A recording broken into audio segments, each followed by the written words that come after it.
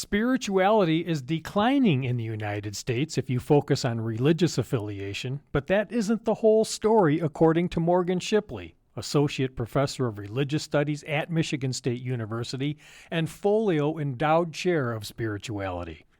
A recent Pew Research Center survey reports that 28% of U.S. adults say they're religiously unaffiliated. By digging a little deeper, Shipley finds the religiously unaffiliated, sometimes called the nuns, not N-U-N, that's N-O-N-E, as in not affiliated with any religion, are a diverse group of people, often with a broader perspective of spirituality. Morgan explores and researches the changes in spirituality, belonging, and religious identity, and it's a pleasure to welcome him to MSU Today. Hello, Morgan. Thank you so much for having me. I really appreciate this opportunity. Let's start a little bit. What's your background? Why are you interested in following religious studies? So I'm from Chicago originally. My undergraduate degree is in the area of political theory, and I was really interested in what motivates humans and communities to be what and who they are. After getting my undergrad, my master's from the University of Chicago in the philosophy of religion, I took some time off to do nonprofit work, both working with high-risk youth in Chicago, but also working on transparency issues within government. Ultimately, this kind of coalesced into a greater interest I had in trying to just understand, again, the motivating factors. What are the values and virtues we bring in the world? Why do we have such amazing expressions of compassion and empathy and altruism next to such massively divisive issues of violence and separation? And so I pursued a PhD, ultimately to try to understand marginalized expressions of religion and spirituality, how people in an increasingly secular age were trying to position themselves, find community, find belonging, find meaning and purpose, and often find responsive to that very divisiveness that some associate with religion. And so initially I was interested in new religious movements primarily, what some people would call cults, but I have a problematic relationship with that terminology because I think it's another way of dividing. But increasing what that brought me to is an understanding or an engagement with those individuals who are trying to situate how they were pursuing what they called spirituality, but outside the frameworks of religion. So this brought me into the area of what are called the nuns, again, N-O-N-E-S, it's a nice play on words, but also what are sometimes called the spiritually or the religiously unaffiliated, or the term I like to use is spiritual but not religious, because it allows us to play a little bit with the distinction in what these terms mean, spiritual and religion. And so broadly, I'm trying to understand these categories of people who in an age in which religion is falling away are still finding it necessary to pursue what we would call spirituality, which I often define as really the pursuit of meaning, purpose, and belongingness, and a greater sense of well-being for ourselves and for others. And was that PhD here at MSU then? Yes, it was. So I actually received my PhD in American Studies, which is also a unique way because rather than position myself just in religious studies, I was really interested in trying to understand religion and spirituality from a transdisciplinary perspective. And American Studies is really a field that pulls from as many different areas as you see necessary. So I'm really interested in media studies. I'm really interested in popular culture because I think many people both come to learn about religion and spirituality from popular culture, not always for the better. But it's also a place in which they can discover new pathways for themselves. And so, yeah, in American Studies. And then I found myself working here at MSU in a variety of capacities, teaching in English and religious studies and IH, or Integrative Arts and Humanities. And then ultimately I received this really privileged, humbling position to be the Folio Endowed Chair. And what first attracted you to get your PhD here and then stay? Is there something about the ethos that we often hear, very collaborative, that allows you to do your best work? Yeah, so I came to Michigan State largely to work with faculty in the area, one being my chair and mentor, Arthur Versluis. I'm an individual who, like myself, is interested in kind of studying the margins of religion. What Arthur often would say is the things that other people do not want to study interest him, and that was something I found myself involved in as well. So on the one hand, it was that. We also have great resources, a wonderful collection in our library and kind of radicalism and comics that kind of brought me into this other area.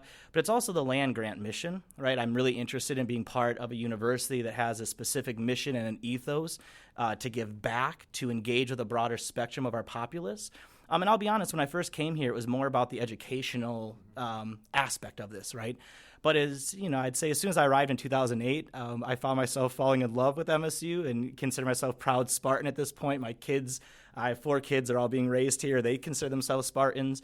And I do think there's something, I would say, magical, may I say, spiritual about this place in terms of how we think about ourselves, how we think about our community. I often share a story that when I first got into the PhD program, my wife bought me a Michigan State University hat, and I did not know a lot about Michigan State outside of the program.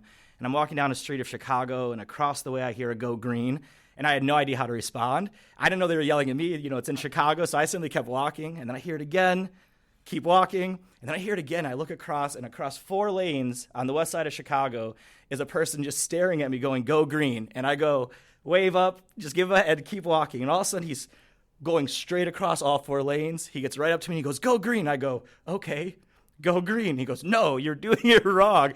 And you're supposed to say go white." And on the one hand, I was like, all right, so go white. He's like, "No, I say go green." So I get into this whole thing. But what I came to realize is like the community that we have here in this space that we call East Lansing, that we call Michigan State University, is truly global. And you come across this and people are committed to it and they feel involved in it, and it just gives them a sense of belonging. And that is something that I really was always hoping to find in a future home in my academic career, right? Is a place that feels like home, that feels like community. And so I feel really privileged to have received my PhD here, and I even feel more privileged the fact that now I get to call myself a faculty member, right, who gets to call Michigan State their home. Morgan Shipley is my guest on this episode of MSU Today. We're going to get to more on the nuns here in just a minute, but Morgan is the Folio Endowed Chair of Spirituality at MSU. And tell me a little bit about Father Folio, why you sort of wanted this. You must be thrilled to be taking up his cause with this chair. Thrilled, yes, absolutely humbled. I mean, I think it's the way I often put it. What I tell people sometimes is that if you could imagine writing a position description for yourself, right, a future job description of both what you were already doing but what you hope to be able to do, this position is exactly that. And so on the one hand, I feel overwhelmed that this came together, that all these different influences and realities came together to create this position and give me this opportunity. But Father Jake, to me, is an inspiration, right, in the sense that what he really was aiming to do, I think, in all aspects of his life, but specifically here at MSU, was to try to make us more complete human beings. And by that, human beings who are connected to others, who feel responsibility to others, who are also committed, though, to their own well-being. And I often saw my work as not simply scholarship on the spiritually unaffiliated or the nuns. Rather, I always thought my work was connected to a broader mission, a broader hope of bringing that idea into the classroom to try to help students discover what it means to be a self, the values they hold for themselves, but also how we live in a world of interconnection and the choices we make affect others. And therefore, we're not just responsible for ourselves, but we're responsible to others. And Father Jake often stressed that the aim of an educational space like MSU is not just to create good professionals, but to be a good professional, you need to be a good human first. Right? And by that, he meant you needed to act humanely. You needed to act with benevolence, right? Kindness. You needed to act with compassion, a recognition of other people's suffering. And you needed to intervene with love, as he stressed. And one of the things that I have, it's in my email signature, it's on my office door right now, it's a quote from Aldous Huxley, and it's that one never loves enough. Right? We can never give more to the world, and we can never give more to ourselves. And so to have the opportunity to bring that into the classroom, to bring that into interactions I have with staff and administration, to have that in my personal relationships with students, I am simply still overwhelmed that I have this opportunity to do so. And so Father Jake is a guiding force in my life like he is for many people. I feel very privileged that I knew Jake before I received this position, but even more so that I have the opportunity not simply to represent Father Jake, but my hope is to embed those very values into the MSU infrastructure. So however this position plays out in the future, in 20, 30, 50 years, that Father Jake's legacy is not connected to the chair position, but Father Jake's legacy is firmly entrenched in the way that MSU pursues its educational settings, its extracurricular settings. Everything that we do can be grounded in our desire to respond with love to others. Spirituality is the seeking and the practice of excellence in being a human being. That's the whole thing. And some people do that with the help of religious information, and others are secular. And so it means to be loving. And love is the transcendence, not to put down our passions and emotions, but to transcend them for a greater purpose. And that's to be able to love. And Aristotle and the Greeks have great definitions for love. In religious parlance, the Abrahamic religions, Islam, Judaism, and Christianity, the essence of their belief is, the essence that can describe them is love. And if it ain't love, it is not God, or it is not being a good human being. So Father Jake is, also fascinating on this level, right? A father. He's a Catholic priest, and he was grounded in that Catholicism, right? He'd give communion over at St. John's, and he was involved. And many people in the community that I've come across know Jake in that setting, right? Know him as a Catholic priest. But at the same time, what Jake was trying to do here on campus was to bring what he called secular spirituality, right? That spirituality is not simply something connected to religious settings or religious belief, but spirituality rather is the holistic approach to becoming a more full human who lives in a world of others. And he specifically brought that into the healthcare field, right, into the medical school, and developed professional programs that are designed to make doctors not just good physicians, right, not just good individuals capable of responding to physiology, but individuals who could respond with compassion and care to those they were coming across, both patients and not. And so there's this really, interesting aspect that what Jake was doing was demonstrating that while spirituality for many people is that part of religion that connects to how somebody experiences their belief and how they put that into practice. And he never denied that, nor would I deny that, right? Spirituality and religion can be wed together very profoundly for most people.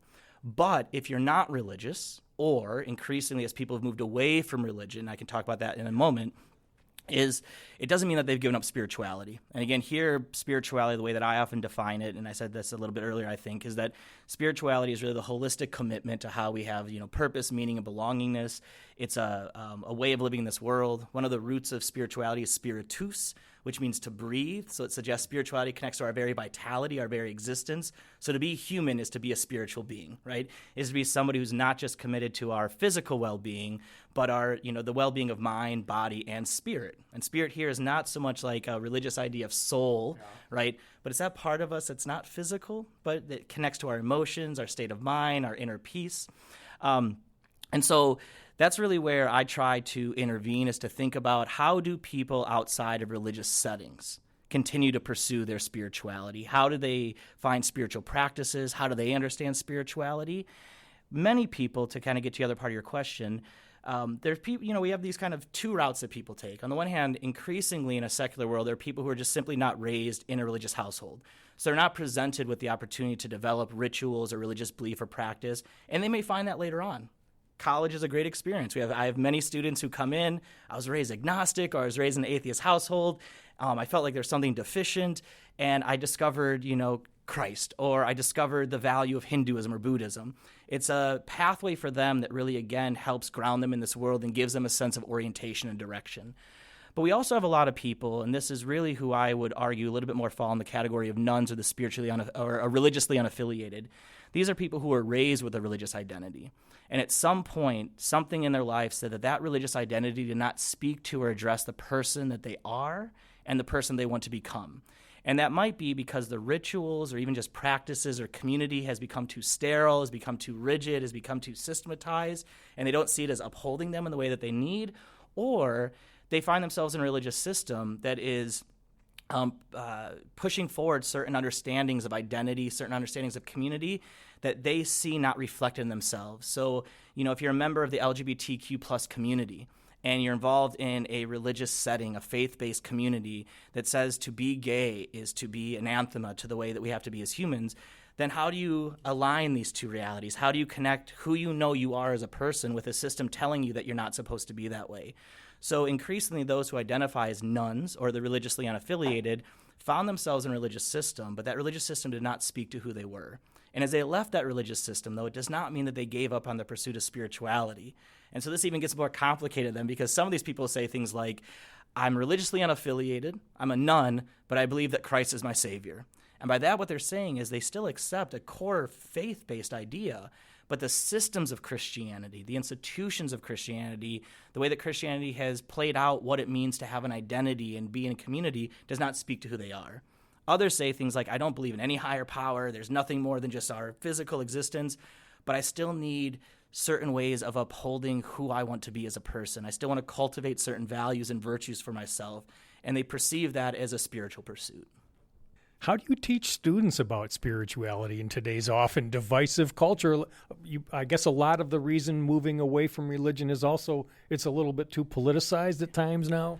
I love that aspect, right? I love being in a classroom in Michigan State's a great place to do this because we have such a diverse student body, right? Students who are, incredibly religious, others who are not, those who come, let's say, more from a politically conservative background to a very liberal progressive. And I love being in a classroom space in which you can have open dialogue. And I think the way that you do that is you invite in student perspectives to drive the course forward. I do not want to tell a student what spirituality means or what religion means because that is often something that is personally bound to their experience. But what I can do is expose them to the different ways that people have pursued spirituality and religion, and the ways in which religion is often the source for our philanthropy, for our charity, for our altruism, for service, and a life of service, something that Jake, I think, would also really support. But for others, again, we can't also deny the way that religion has been used as a mechanism to justify division, to justify violence, to justify war. And so simply exposing students to those conversations and then inviting them to reflect upon it is really important. I also think it's really important when we think about spirituality, not to just make this an academic exercise. It's something that I really try for my students to understand, that the classroom is not just a space to learn academically, but also to learn about ourselves. So I love using aspects of culture, the way that many young people today are coming to see themselves within this world. So that's using music or film, whether that's using even sometimes really problematic cartoons like South Park. But what it does is it opens up dialogue, right? And as soon as that dialogue's open, my hope is that the class is driven not by me, but it's by the student perspective, which is one of the reasons I ask my students to call me Morgan, because I want us to kind of break down some of that hierarchy. Most of the time I'm sitting cross-legged at the front, on a desk having conversations. And what I feel, and I tell my students that the best class I can have is the one where I've planned out like 10 slides worth of material and we get through one. That's a successful class. And so it's really about, to your question, how do we do it? I think we do it with a certain sense of humility. I don't have the answers, right? But what I can do is I can invite you in to moments of reflection, both individually and collectively, in order to try to arrive at a better understanding of what spirituality means, not just for myself or even religion, but also for others. And once we start recognizing what it can mean for others, that's what I think leads to an open space for compassion, for greater empathy, to recognize that just because I'm certain in my perspective does not mean that I should assume that somebody else is wrong because they don't share it. But just as I'm certain, they're also certain. Hopefully then we can find kind of a midway point to find some agreement, to find some compassion, to find greater community with one another. And, Morgan, technology is pervasive in our lives. So is artificial intelligence and predicted to become more pervasive. What role could they play in people's religious and spiritual practices? That's a great question. I think on the one hand, AI has a capacity to become a type of religion, right? To become a way, if we think about religion as the site by which people try to find answers to some of the biggest existential questions, right, that we have. What is the meaning of life? What is the purpose of life? Where did I come from? And often one of the greatest questions, what happens when I die? Right? Religion provides answers to those. And those are questions that can really create a lot of anxiety for people, right? And not knowing what our purpose is or not knowing what happens, when we pass away. And so religion guides us. And I think AI has the capacity to do that as well. So on the one hand, I'm actually really interested to see how people might turn to AI as actually a new type of religiosity, a new type of faith that they could have, that this is providing answers. I think it's also a really effective tool. I think for people who've moved away from religion but are looking for new practices, new tools, new ways of orienting themselves, right? Rather than having to, travel globally, which I would recommend. I think being involved in other cultures is a beautiful thing. But for those of us who don't have the privilege to do so, we can log in really quickly to something like TikTok, right? Which has a whole realm of people who are engaged with, let's say, crystal work or mindfulness practices. We can be exposed to so much through technology that when we feel ourselves disconnected from the system we might have been born into, but we're still looking for practices to uphold, right, and to strengthen our spirituality, technology has that ability to do so. So I'm also interested in the way that someone could use like a chat GPT or an AI system and say, like, chart out for me a week-long series of spiritual practices designed to increase my holistic well-being. And that AI is going to come out with a chart of things that could be really effective for people. And then you have to engage with it, right? So the concern would be is that people become so beholden to technology having the answers that they're not actually experiencing what technology can expose themselves to. So because I'm on TikTok, that becomes my spiritual home, as opposed to what I would argue is that TikTok or AI or anything that's online, anything that's technology is really a way of learning more. But then you have to put that technology down and thrust yourself into those practices of the world to see if they actually are right for you. So the concern is that the same way that technology and our virtual relationships can be a distraction to so many people, in the classroom and outside of it, and escapism, it could do the same thing with spirituality and religion, right? That I get so kind of thrown into these technological homes that I can't exceed outside of it and I become bounded into it. But I am really excited to see how these tools could be leveraged for people who are looking for new practices that they just may not have any access to. And now these tools give them the access in ways that I don't think we could even imagine 10 years ago. Morgan, I'm just curious, where do you see all this going? It's continuing to evolve. I know prediction business is tough, but where do you see the spirituality and religion headed in the next decade? I think what we see is, on the one hand, we do see a type of doubling down on religion. And that doubling down can be, again, very emancipatory, very compassionate, very community-oriented, that people are looking for ways to make religion more inclusive, right? That it's no longer about creating these kind of walls and barriers between people, but rather maybe thinking differently about certain interpretations we have to invite more people in.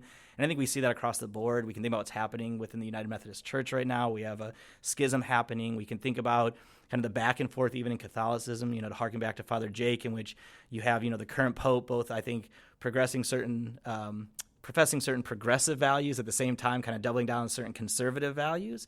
And so on the one hand, I can see how religion is being turned to in a moment that is really hard for us to understand. We're in a world of division. We're in a world of violence, and often those divisions have some religious connotation to them. And so on the one hand, can religion be leveraged as a site to try to break down those divisions, or will it be exacerbated to make those divisions even stronger? Right? So we think about the way in which certain elements of American Christianity are both pushing for a greater progressive agenda. At the same time, they're the very site to push for a very conservative agenda. I would argue that based on the trends, what we're going to see is an increasing amount of people who do define themselves as spiritual. And I think what we might just see, and this could just be a change in just definitions, right? That maybe we no longer want to use the term religion because it's so bound to a specific identity, a specific system that I don't participate in. But people might just use spirituality as a type of synonym for a belief system, right? But I also think that as religion as a system is being challenged and being questioned, I think more and more people will say, though, that I am spiritual in some way, right? So that very same study that says that 28% of people define themselves as nuns or spiritually unaffiliated, 81% describe themselves as spiritual in some way. And so I think that the turn from religion is not so much a turn from belief or faith. I would argue the turn from religion is a turn away from institutions that many people do not think are effective, do not think are the way that we should be positioning ourselves in the world. And so I think we'll see an increasing number of people say, no, I'm not affiliated with a religion, I'm a nun.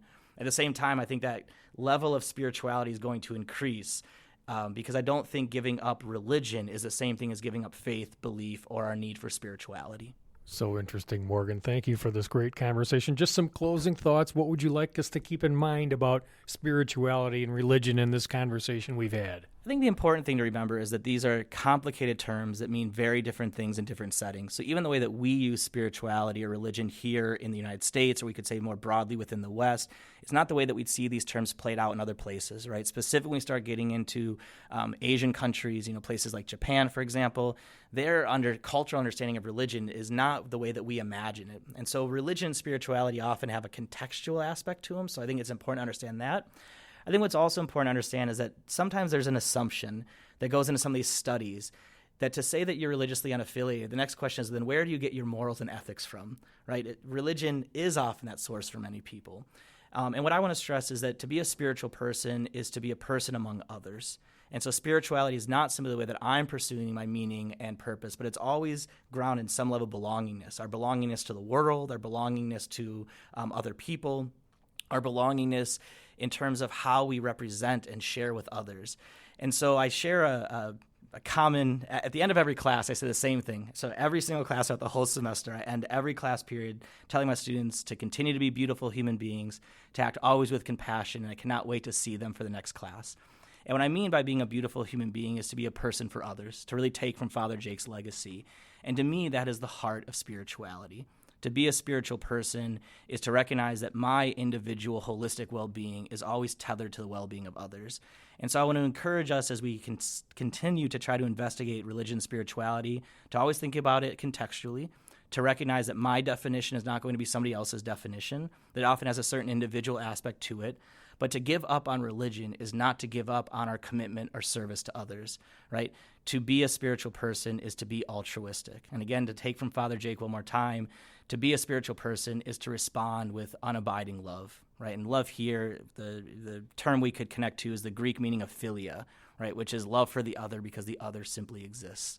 So to be in existence is to always be in coexistence. To be in coexistence means that I have a responsibility to others. Morgan, thank you so much for this thoughtful conversation today. Thank you so much. I really appreciate this opportunity. Morgan Shipley is in the Religious Studies Department at Michigan State University. He's the Folio Endowed Chair of Spirituality, and that's F-O-G-L-I-O if you want to look up Father Jake Folio, F-O-G-L-I-O. Again, Morgan Shipley, and I'm Russ White. This is MSU Today.